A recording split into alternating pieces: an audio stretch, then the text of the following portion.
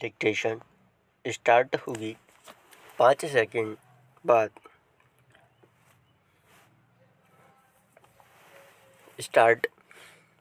अध्यक्ष महोदय, आज जो किसान है गन्ना पैदा करता है वह परेशान है कि क्या होगा, हमारा यह व्यापार रहेगा या नहीं रहेगा, उसका यह व्यापार चलेगा या नहीं चलेगा। एक तरफ तो यह कहा जाता है कि किसानों को गन्ने की ज़्यादा कीमत मिले, हम किसानों की सहायता करना चाहते हैं और किसान से हम यह आशा करते हैं कि वे अधिक पैदा करें। लेकिन दूसरी तरफ किसानों को जो मिलने वाली चीज़ें हैं उन पर नए कर लगाए जाते हैं। केवल केंद्र सरकार ही नहीं बल्कि राज्य सरकारें भी कर लगाती हैं। अधिक उपज के लिए किसानों को कुछ चीज़ों की आवश्यकता है जिनकी पूर्ति करना बहुत आवश्यक है। उनको ऐसे साधन चाहिए जिनको वे खेती में उपयोग कर सकें। पैरा, हमारे प्रदेश में बड़े बड़े बांध बने हैं और उनसे बिजली पैदा होती है, लेकिन बिजली घर का कहीं पता नहीं है।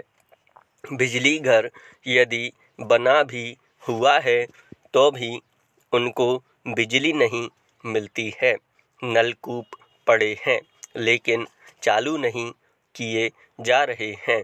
जहाँ पर बिजली पहुँची भी है वहाँ के जो किसान हैं वे भी दर दर की ठोकरें खाते फिरते हैं, लेकिन उनको बिजली नहीं मिलती है। बेचारे किसी तरह से कर्ज लेकर डीजल पंप खरीदते हैं और उससे वे काम चला रहे हैं। लेकिन अब सरकार ने डीजल तेल पर भी कर बढ़ा दिया है। इसका नतीजा यह होगा कि उनके पंप पड़े रह जाएंगे। फिर आपको कहाँ से अन्न मिलेगा? आप किसान से यह आशा करते हैं कि वह अधिक अन्न पैदा करके आपको दे, उपज बढ़ावे, लेकिन जो साधन हैं उन पर आप कर लगाते जा रहे हैं। किसान पर आप इतना बोझ डालते जा रहे हैं कि उनके प्रयोग को ही वह भूल जाएगा। पैरा, खाद की भी बात की जाती है। आप कारखाने भी खोलना चाहते हैं।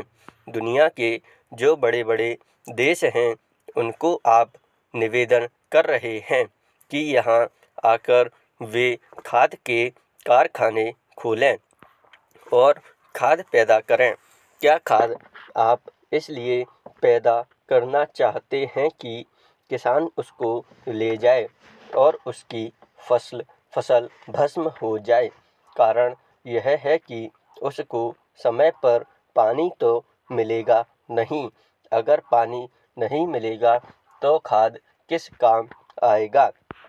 इसलिए आवश्यकता इस बात की है कि उसे पहले पानी दिया जाए।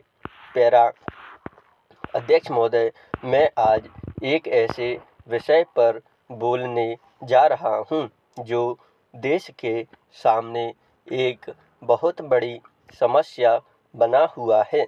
आजकल कृषि पर बहस चल रही है। मैं कल से सुन रहा हूँ, कई लोगों ने तो सरकार की बड़ी प्रशंसा की है कि वह बहुत ही अच्छा काम कर रही है। मैं मंत्री महोदय से एक प्रश्न करना चाहता हूँ।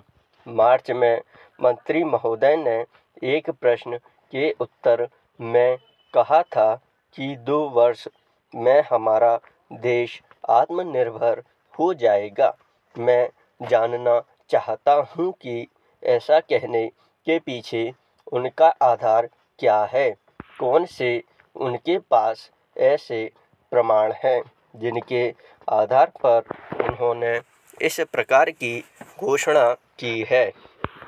मैं चाहता हूँ कि जब वह उत्तर दें तो इस बात को अपने उत्तर में बताएं। पैरा, आप जानते हैं कि इस देश में 80% लोग खेती करते हैं और उसके बाद भी आज हमारे देश का सम्मान दूसरे देशों में कितना है। आज हम दूसरे देश के नागरिकों के लिए खाद्यान्नों का आयात काफ़ी मात्रा में कर रहे हैं। खाद्यान्न की स्थिति बिल्कुल संतोषजनक नहीं है। देश में जहां लोग 80% खेती करते हैं, हम भोजन के मामले में भी आत्मनिर्भर नहीं हुए हैं। इसके कुछ कारण हैं। जिस समय देश स्वतंत्र हुआ उसी समय से इस सरकार ने कुछ गलतियां की हैं, जिसका यह परिणाम है कि आज इतने वर्षों के बाद भी हम आत्मनिर्भर नहीं हो सके हैं। उसका सबसे बड़ा कारण यह है कि अपने देश में पहला स्थान खेती को न देकर उद्योग को दिया गया है। उद्योग हमारे देश के लोगों की जीविका का मुख्य साधन नहीं हो सकता है। भोजन की समस्या के हल के लिए किन किन चीज़ों की आवश्यकता है, उसकी तरफ हमें ध्यान देना चाहिए। सबसे पहले पानी की आवश्यकता है। मैं समझता हूँ कि देश में सिंचाई पर काफ़ी जोर दिया जाना चाहिए और सिंचाई तथा खाद्य मंत्री एक होना चाहिए। यह मेरी मांग है। पानी के बाद खेती के लिए खाद भी आवश्यक है। खाद का स्थान दूसरा हो सकता है।